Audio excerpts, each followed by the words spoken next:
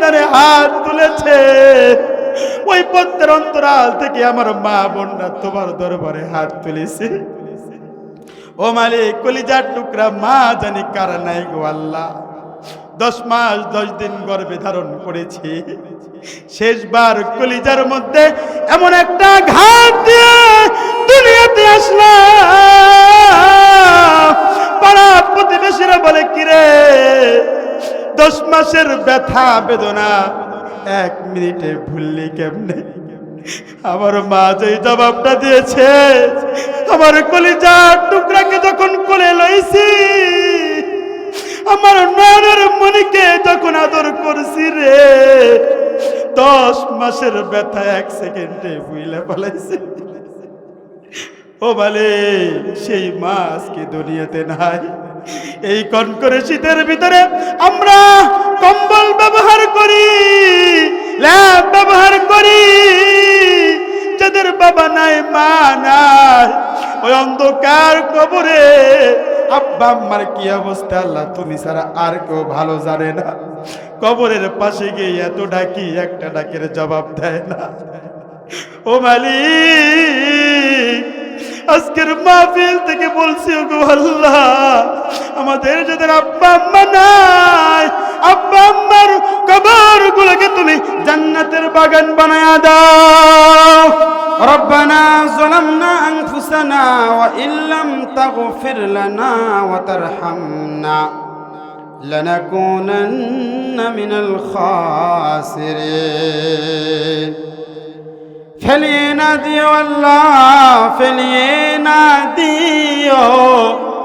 গুনাহ যত করেছি মোরা ক্ষমা তুমি করিও। গুনাহ আছে বন্দেগি নাই, শেষ করেছি জিন্দেগি।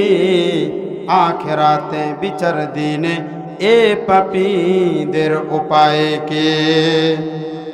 রহমান রহিম নামে আল্লাহ নিলাম তোমায় মানিয়া, কেমন করে তুমি মোদের জাহান্নামে ফেলিবা। আয় রব্বুল আলামিন, বাংলাদেশের ঐতিহ্যবাহী একটি জেলা গাইবান্ধা জেলা, গাইবান্ধা জেলার অন্তর্গত গো আল্লাহ দক্ষিণ ধুপডাঙ্গা জামে মসজিদের উন্নয়ন কল্পে গো আল্লাহ ৫ম বাৎসরিক তাফসীরের মাহফিল, ও গো আল্লাহ মাহফিল সমাপ্ত করে রব্বুল আলামিন তোমার আশিক, তোমার পাগল বান্দাগুলোকে নিয়ে কনকনে শীতের ভিতরে গো আল্লাহ আমরা সকলেই তোমার শাহী দরবারে 2 কানা হাত ভিক্ষুকের মতো বিছায়া দিলাম। রব্বুল আলামিন, এই 2টা হাত কোনদিন দুনিয়ার কোন মানুষের কাছে এইভাবে আমরা তুলি না। রব্বুল আলামিন নজর করে তাকায় দেখো, দুনিয়ার মানুষের দরজাগুলো বন্ধ হয়ে যায়, কিন্তু আমাদের যে মালিক, রাত যত গভীর হয় তার দরজাগুলো খোলা শুরু হয়ে যায়। দুনিয়ার ফকির এক জায়গায় ভিক্ষা না পেলে আরেক জায়গায় যায়, ওই দরজায় ভিক্ষা না পাইলে আরেক দরজায় যায়। ও মালিক, আমরা যারা তোমার দরবারে হাত তুলেছি, আমাদের তো দরবার মাত্র একটা গো আল্লাহ। ও মালিক, তুমি যদি ফিরে দাও আর দ্বিতীয় কোন আমাদের দরবারে নাই। ও মালিক, তুমি আমাদের জিন্দেগির সব গুনাহগুলোকে আল্লাহ তুমি মাফ করে দাও। রব্বুল আলামিন, জেনে গুনাহ করেছি, না জেনে গুনাহ করেছি, আলোতে আধারে গোপনে প্রকাশ্যে, সগীরা কবীরা, ও গো আল্লাহ গুনাহ করে তুমি আল্লাহর কুদরতি অন্তরে কষ্ট দিয়েছি, ও গো আল্লাহ, তাই বলে কিন্তু তুমি আমাদের উপরে রাগান্বিত হয় না। ও গো আল্লাহ, মেহেরবানি করে তুমি আমাদের জিন্দেগির সব গুনাহগুলোকে মাফ করে দাও। আর রব্বুল আলামিন, এই গভীর রজনীর ভিতরে জীবনে এমন কোন দোয়া নাই যেই দোয়ার ভিতরে আপনজনের কথা তোমার কাছে বলি নাই। ও মালিক, নজর করে তাকায়া দেখো, এই ময়দানের ভিতরে গো আল্লাহ কার জানি বাবা নাই, বাবা দুনিয়া থেকে চলে গেছে। ওগো আল্লাহ, বাবা হারানো ব্যথা, ও মালিক যাদের বাবা নাই, আমার চাইতে কেউ আর ভালো বুঝবে না।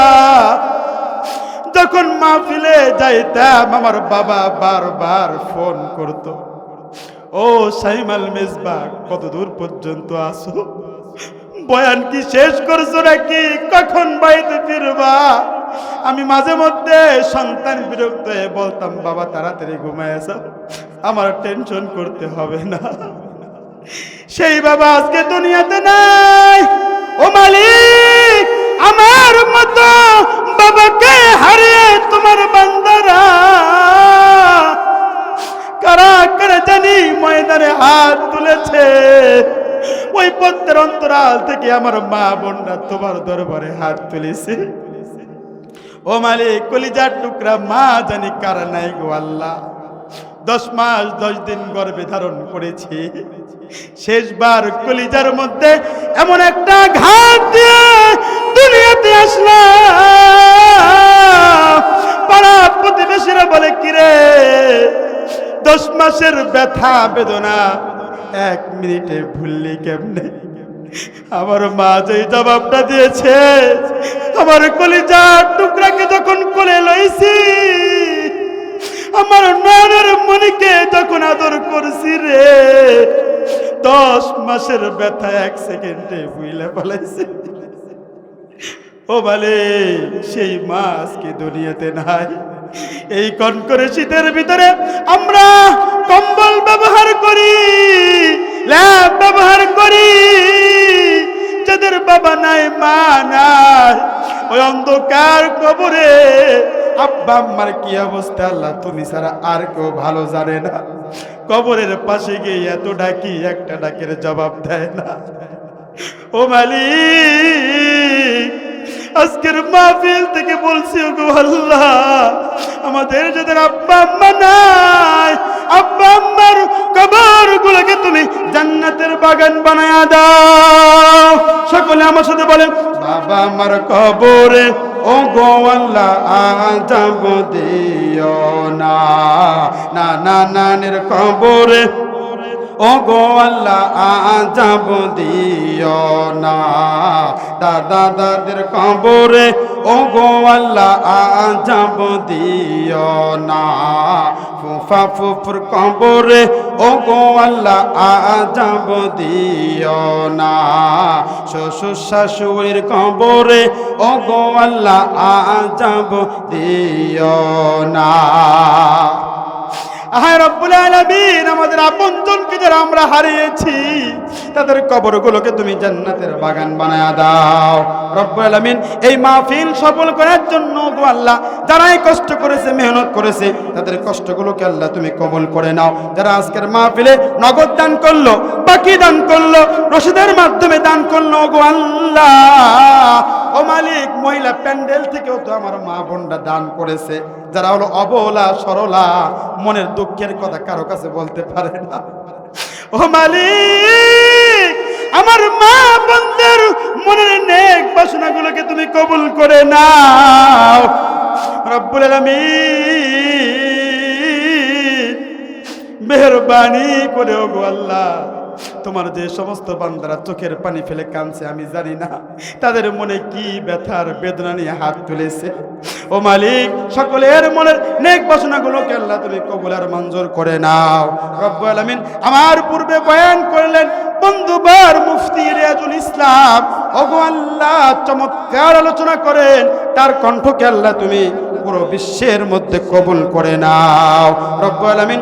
আমার বন্ধুকে আল্লাহ তুমি দিনের দায়ী হিসেবে কবুল আর মঞ্জুর করে নাও রব্বুল আলামিন। আজকের মাহফিলের সফর সঙ্গী ওগো আল্লাহ বন্ধুবর মাওলানা ওয়াইস করণে ওগো আল্লাহ হাত তুলেছে, তার মনের নেক বাসনাগুলোকে আল্লাহ তুমি কবুল করে নাও। তার সাথে তার মুয়াজ্জিন সাহেব আসছে, ওগো আল্লাহ তার মনের নেক বাসনাগুলোকে আল্লাহ তুমি কবুল করে নাও। আজকের মাহফিলের প্রধান অতিথি থেকে শুরু করে ওগো আল্লাহ সভাপতি থেকে শুরু করে যত ওগো আল্লাহ মেহমান ছিল, ওগো আল্লাহ সকলের এই মেহনতগুলোকে আল্লাহ তুমি কবুল করে নাও।